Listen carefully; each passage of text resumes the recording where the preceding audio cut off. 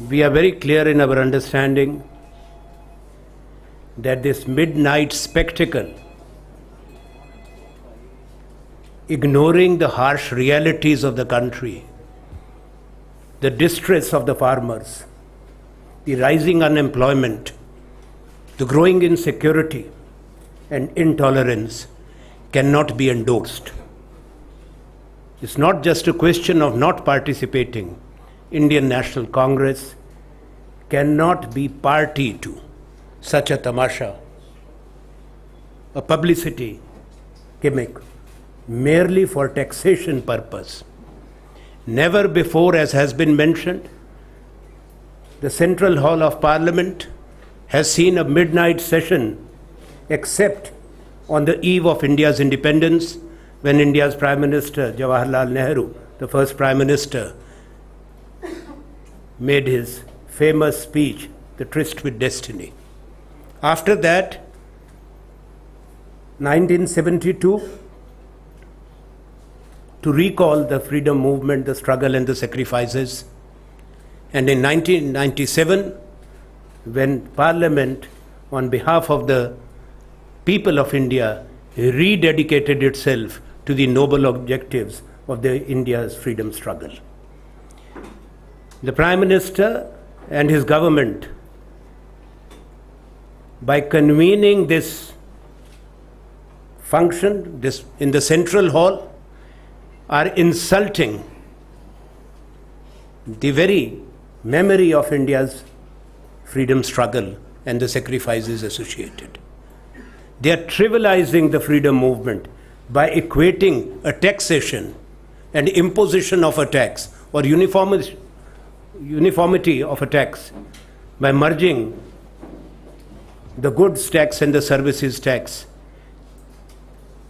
and raising it to the same level as that of 15th August 1947, 72 and 97. It is unacceptable to us. That's why we cannot be a party. We cannot endorse. Secondly, the details have been given. What's happening in the country is well known to you. The hollowness of the Prime Minister's claims and his Finance Minister and the government on India's economy and growth stand globally exposed, not nationally, but internationally exposed today. What we have been stating, the jobs, the unemployment, the sharp decline in investments, and all the details we have given. This government has not responded to our repeated demands to come out with a white paper on the Indian economy.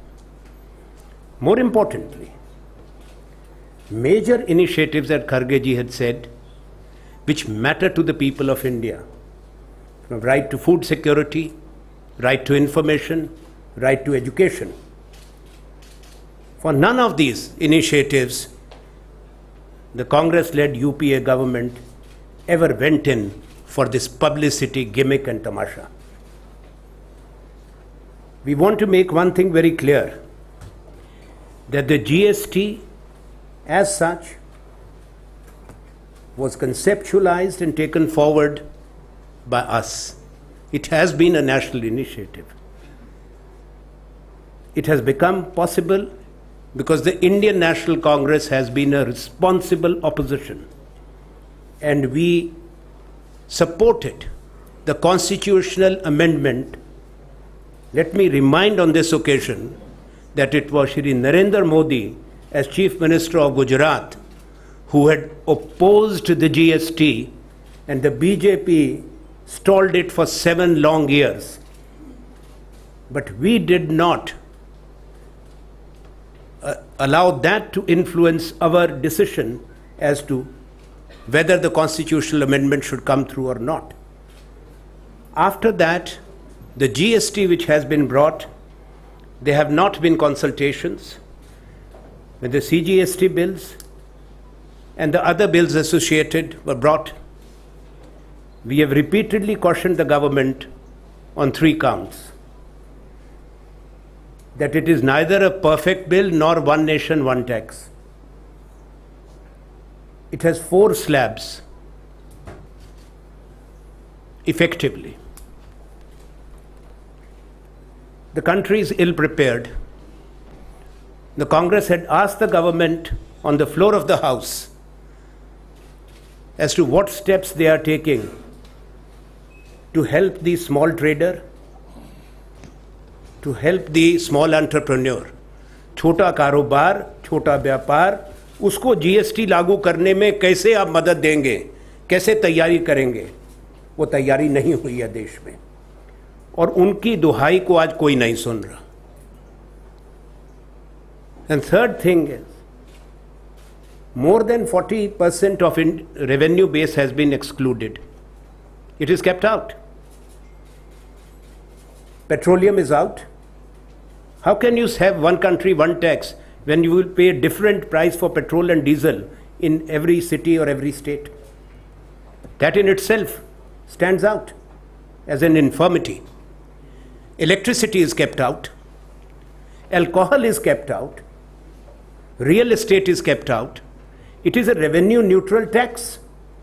And for doing all this, instead of answering as to why he has mismanaged and his government has mismanaged the country, why we are seeing what is happening in India today, he is having the Prime Minister as the master of publicity, treating this again as a grand event. We want to ask, event for what and celebrations for what? This is not something which can be justified, which can be supported. We are also concerned that the manner in which they have proceeded, India's GST rate will be one of the highest in the world. And if you add the exclusions which I have mentioned, such long list of exclusions, then that makes us worry. Why the Prime Minister did not convene at least a special meeting? Midnight sessions cannot be called for anything, but on the unemployment situation, on the security situation, on the rising violence, on lynching, merely uttering 2 sentences after a gap of 1 year is not going to wash away the sins of this government. And that's all what we have to say on this matter.